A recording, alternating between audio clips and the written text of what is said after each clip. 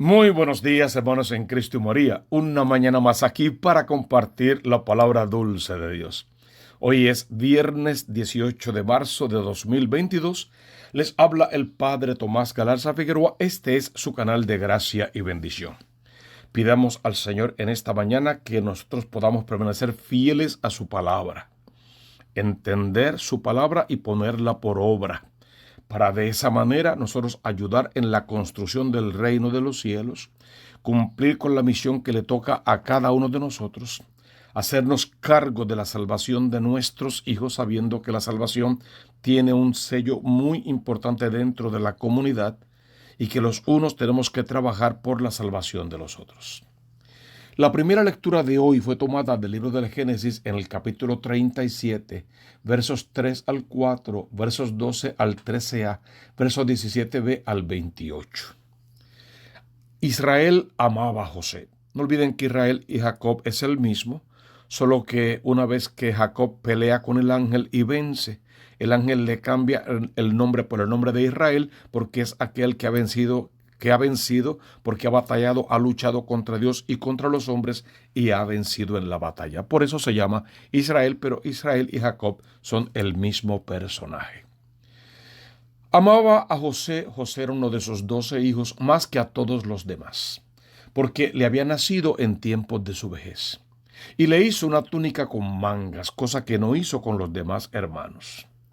Al ver sus hermanos que su padre lo prefería a los demás, empezaron a odiarlo y le negaban el saludo. No olviden que estos hijos no eran todos de la misma madre, eran de varias mujeres. Sus hermanos trashumaron a Siquén con los rebaños de su padre. Israel dijo a José. O sea, los hermanos se fueron a trabajar, a pastar los rebaños y a cuidar de ellos, mientras que José se quedó en casa. Eso también denotaba cierta preferencia. Era de los menores, y por eso pues su padre lo quería, lo protegía, lo amaba de esa manera especial y se notaba la diferencia entre sus hermanos. Entonces dice Israel, dice Jacob a su hijo José: tus hermanos deben estar en los rebaños en Siquén. Ven, que te voy a mandar donde están ellos.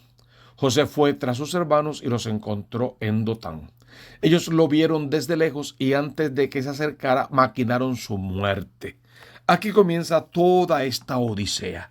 Los hermanos, celosos, envidiosos un poco, que no entendían del todo la conducta de su padre, la preferencia por su hermano, desarrollaron este sentimiento de odio, de rencor, de venganza, y hoy vieron la oportunidad, encontraron la perfecta. Ya sabemos exactamente qué fue lo que sucedió. Tramaron contra su hermano, querían matarlo, luego lo echaron en un pozo, lo sacaron del pozo porque no querían derramar su sangre y lo vendieron a una caravana de ismaelitas que iba a Egipto, y es así como este niño llega a Egipto como esclavo. Toda esa historia es lo que hoy tenemos como introducción. ¿Para qué sirve esta historia? Para hacer de José una antesala, un prototipo a la persona de Jesús.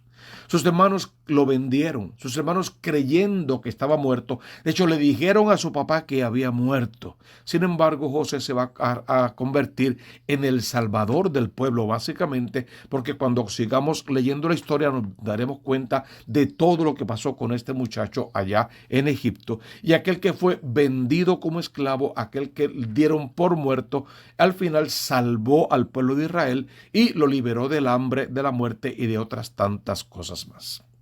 Entonces vemos ahí un prototipo, una enseñanza básica de lo que va a ser la persona de Jesús y el comienzo de la narración del plan de salvación de Dios de una manera ya propia en la persona de José, que está representando a la persona de Jesús.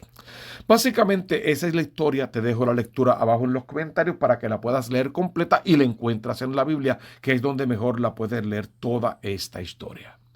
Ellos en el fondo no querían matarlo, buscaron maneras de no hacerlo, pero al final llegaron a su casa y le dijeron a su padre que sí, que había muerto. No se compadecieron de su padre de ninguna manera, le dieron el mayor de los dolores porque este era su hijo predilecto, ya que lo había concebido en su vejez. A esta primera lectura responde el Salmo 104. Recordad las maravillas que hizo el Señor.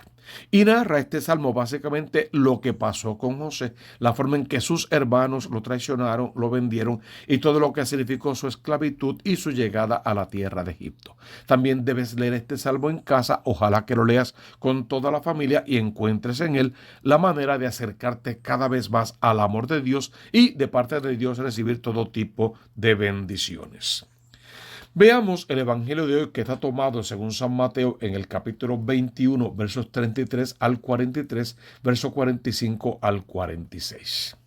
En aquel tiempo dijo Jesús a los sumos sacerdotes y a los ancianos del pueblo: escuchen otra parábola. Jesús tendía a hablar bastante en parábolas, algunas se las explicaba a sus apóstoles aparte, otras no. Había un propietario que plantó una viña, la rodeó con una cerca, cavó en ella un lagar, construyó una torre, la arrendó a sus labradores y se marchó lejos. Definitivamente la viña es la ciudad santa de Jerusalén. Los viñadores son el pueblo elegido que tienen la responsabilidad de conocer, amar, acatar la voluntad de Dios y cumplirla siempre, y de hacer esa voluntad extensiva al mundo entero. Sin embargo, ya sabemos lo que pasó. Por otra parte, no olvidemos que en esta viña Dios le dio una atención especial, igual como Jesús hace con la iglesia, que le da la vida sacramental, la protege de una manera particular para que esta iglesia, siendo la iglesia de Cristo, prevalezca, y así ha sido durante muchísimos años. Ni desde adentro ni desde afuera nadie ha logrado acabar con la iglesia, porque al final esta es la iglesia de Dios. ¿Qué hace entonces el Señor? Quiere recoger los frutos de la iglesia, quiere que los profetas den sus frutos, los sacerdotes, los jueces, que todos den sus frutos a su tiempo. Sin embargo, cuando va a buscar los frutos, encuentra la resistencia de parte de aquellos a quienes él mismo se la entregó. Y ya conocemos, apalearon a estos criados de una manera particular, acabaron con los profetas, no escucharon ni siguieron sus instrucciones y se tomaron la viña como cosa y propiedad suya y la prostituyeron incluso con dioses falsos, que es lo mismo que hacemos con la iglesia. Cuando no cumplimos con los requisitos, nos vamos en busca de otras sectas y cosas por el estilo, olvidamos la iglesia de Cristo o a veces nos quedamos dentro de la iglesia pero no cumpliendo con lo que la iglesia pide, y las dos cosas están igualmente mal.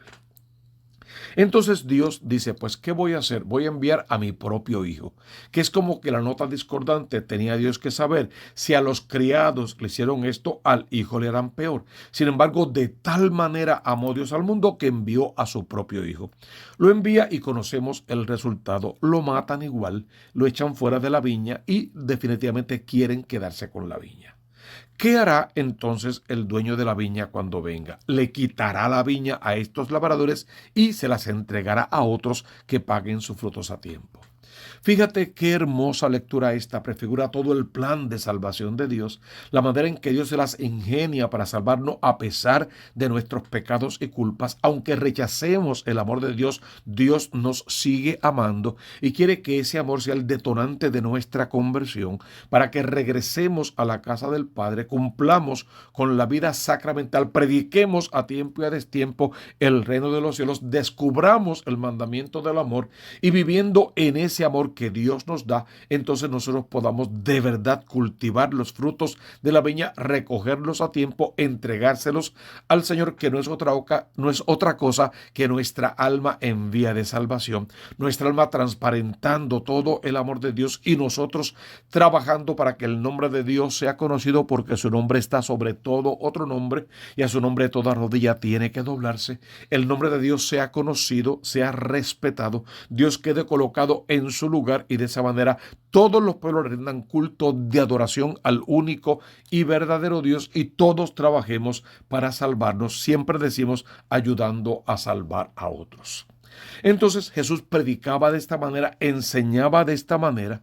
Es interesante que en lugar de tocar el corazón de los suyos para que se convirtieran, a esto le daba más coraje, porque se sabía que estaba hablando de ellos, le daba más coraje, querían echarle mano, querían tirarlo fuera, querían matarlo, de hecho antes de tiempo, pero él simplemente se alejaba y se iba y no tenía miedo de ellos, porque en fin de cuentas sabía que estaba protegido con la coraza del amor de Dios. Sin embargo, mientras una parte del pueblo, las autoridades religiosas y políticas, querían acabar con él, otra parte del pueblo lo tenía por profeta, lo seguía, lo escuchaba e incluso hasta lo defendía. Y las autoridades, por miedo a esa gente, tampoco le echaban mano a Jesús antes de tiempo. Pidamos al Señor que en esta lectura podamos encontrar el plan de salvación de Dios, la manera en la que Dios nos ha amado, que a pesar de que hemos pecado contra Él y no hemos entregado los frutos de nuestra vida a tiempo y no hemos sido los católicos prácticos que deberíamos ser, de todas formas nos sigue amando. No olvidemos, por ejemplo, que hoy es viernes de Cuaresma, día de penitencia, de abstinencia. Hoy, por ejemplo, no se come carne. ¿Cuántos católicos ya se levantaron, desayunaron y han comido carne en la primera hora de la mañana? Algunos sin acordarse, lo que significa que Dios no es lo primero. Otros acordándose, pero retando a Dios. Otros sabiéndolo, pero no les importa. ¿Cuántos hoy no hemos entregado los frutos a tiempo? Y a lo que estamos llamados es a entregarlos a tiempo, a hacer los sacrificios, las penitencias necesarias, a colocar nuestro corazón a la altura del pecho del Cristo de la gloria, para que nuestro corazón palpite al unísono con su corazón y tengamos este único corazón sacerdotal que tiene como meta conocer el corazón de Cristo y vivir cumpliendo con todos sus mandamientos. Deja que el Señor te abrace hoy con su palabra y con todas sus promesas. Trabaja en la iglesia, en la viña del Señor, y de todas maneras no olvides que tú también eres el hijo amado de Dios, y si recoges y entregas los frutos a tiempo, igual serás heredero del reino de los cielos. Hermano, porque tú conoces la consigna: busca primero el reino de Dios con su justicia, y todo lo demás vendrá por añadidura. Suscríbete a este canal Tomás Galarza Figueroa. Suscríbete al canal de la Diócesis de Mayagüez. Por favor, toca la campanita ahora mismo, dale like, colócalo en todas tus redes sociales. Nos deja tus comentarios, tus sugerencias y tus intenciones para la misa. Ahí te dejé las lecturas abajo y otras informaciones muy importantes. Porque al final, ¿qué tienes que hacer en este momento? Abrir tu corazón al Redentor para que Él te bendiga con poder. En el nombre del Padre, y del Hijo, y del Espíritu Santo. Amén, amén y amén.